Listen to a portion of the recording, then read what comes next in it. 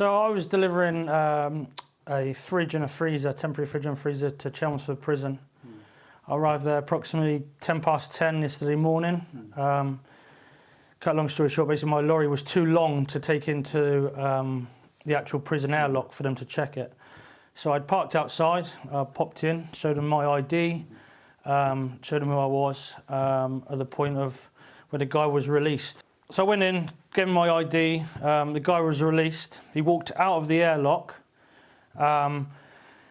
He then kept returning back to the airlock and basically saying to the officers there, where am I going? What am I doing? I don't know where I'm going, what I'm doing. He was holding a pack of paperwork in his arm, literally like that, holding his bag of bits. You could see inside it was a clear bag, had brown bits where it said evidence and stuff like that on it. So he didn't know what was happening? No, he knew he'd been deported. So he'd come over to me and said, I need you to help me, I need you to help me.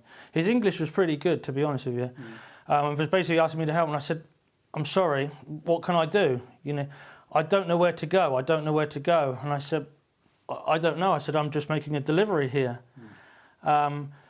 And he said, I've been deported, I've been deported. So he kept going back and forth, back and forth. Anyway, he walked into the reception of the actual prison and was saying to the officers there as well, you know, where do I go, what do I do? And he was presenting the paperwork he had, and they were saying that you've got to go to a set place. Exactly what for, I'm not sure. It was something to do with the deportation, and I say I don't know the whole process of it.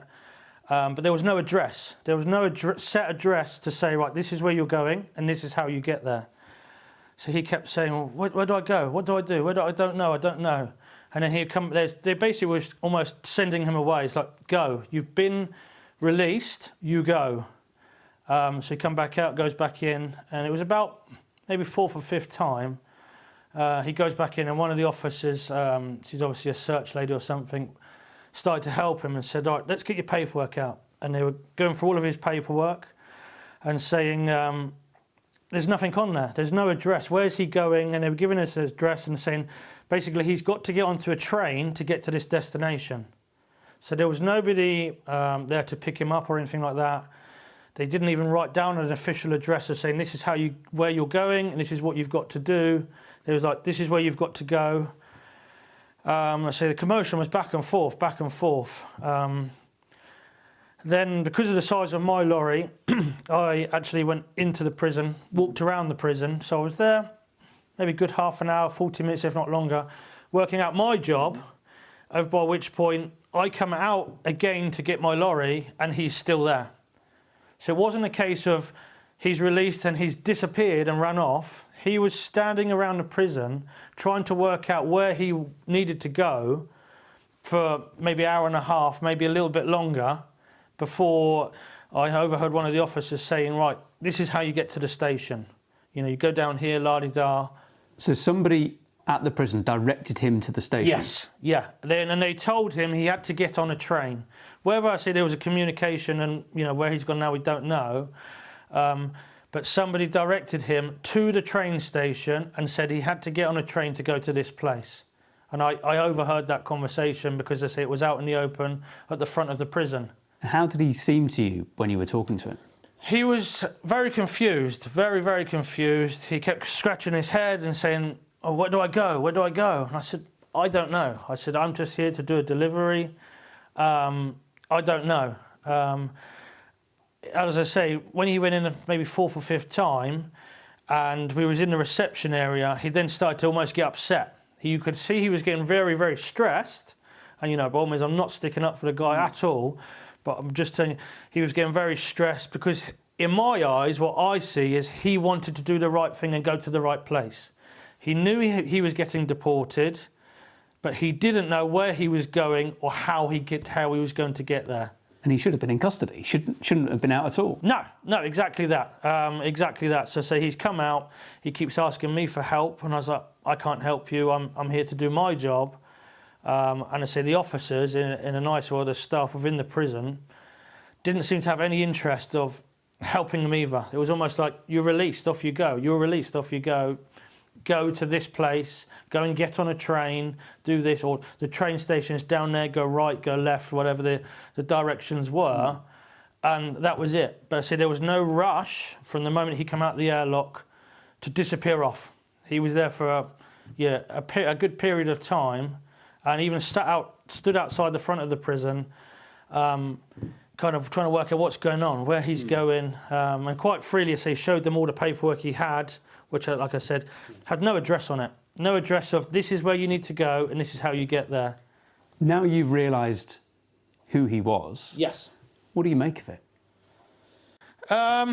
It's very scary, to be quite honest with you. It's scary, the fact of how this is all unfolded and how easily he's been able to just get out and then be around the public.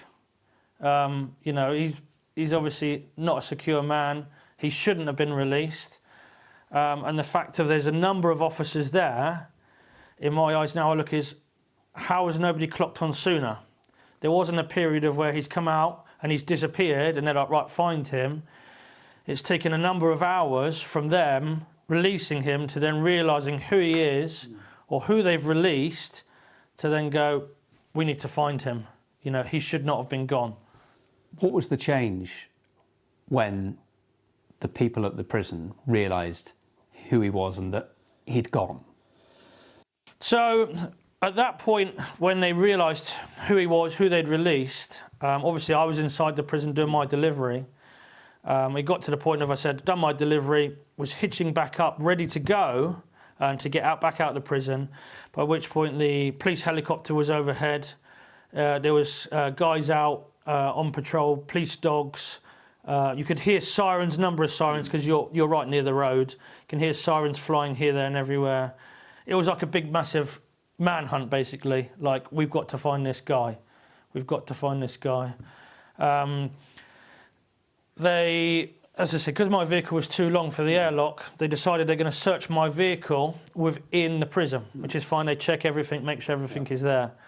They did all of that. They searched all my lorries. So the idea is, once they open both doors of the airlock, because there's a massive security protection to do that, I could then freely flow through and basically get out of the prison and get out of the way. When I got out the other side, there was police cars everywhere, lots of people about. And you just kind of wanted to get out there. You knew something was going on. I didn't know exactly till I got home later on what was going on. But I knew something, and it was just like, I need to get out of here. Something's not right. So you could hear, conversations being had.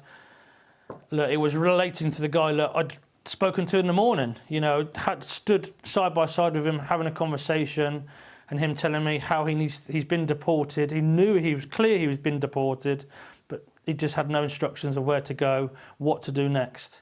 So 2 key moments within that. The moment when you heard someone from the prison direct him to the train station. Yes. And your conversation with him where he was just confused as to what on earth was happening to him. Yep. Yeah, so I said, he'd just come out, he had literally a bundle of paperwork. I'd say I didn't look at it personally, but he was saying, I've got this paper, and I said, I don't have a clue. It's not my job. I don't know what you're doing, where you've got to go. To me, he was just at the time just a prisoner being released. I didn't understand who he was, wasn't sure who he was. And I kept saying, like, go inside and then speak to them. And I said, there's a number of staff in there. There's a good number of staff in there, all of which could have, I'm sure, helped and given some guidance, but it was almost like, just go. And I said, it wasn't until I'd done my walk to find out where my delivery was going that I came back out, and I say one of the officers or one of the team at the prison was giving him clear instructions to say, go down the road, turn left or whichever direction it was, and was guiding him to the station. And I heard him say, having that conversation with him. And off he went. Yeah, off he went after that. Obviously, I then had gone into the prison, did my delivery, and I say, getting ready to go out. And as you do, you hear a helicopter come over, and I think, this is bizarre. I'm in a prison, but look up, it's the police. So you can hear sirens. You're within the prison walls, but you can hear the sirens going off, people flying around everywhere. And you can just feel the commotion of, lots of people are sort of, you can just sense when something is going on. You could sense it was going on. People across this country are just staggered that this could happen. And presumably you feel the same. This is just I do. Yeah. Something is going badly wrong here. Yes. Yeah. And I say, you know, talking with inside the prison, talking with people, even they're admitting somebody here has messed up. How has it became, look, this guy has been released, and I don't know the personal process of how you get released out of the prison and stuff, but I hear there's one person that's, you know, been taken off duty. To me, there's got to be more people that's been involved in this or allowed this to happen. Not just that one person. It's like, and it's now, how's that been allowed to happen? Why has it been allowed to happen? In my eyes, how are they going to prevent it happening again? It seems it's not the first time it's happened, you know, and I very much doubt it's going to be the last. But, you know, personally, being a member of the public, you know, having family yourself, you want everybody to be safe. It's as simple as that. And if somebody can walk out as freely as that, be allowed to roam around for a period of time before you then realise who they are and who you've released for a number of hours, which obviously gives them the opportunity to go wherever, it's pretty worrying, I must say, pretty worrying.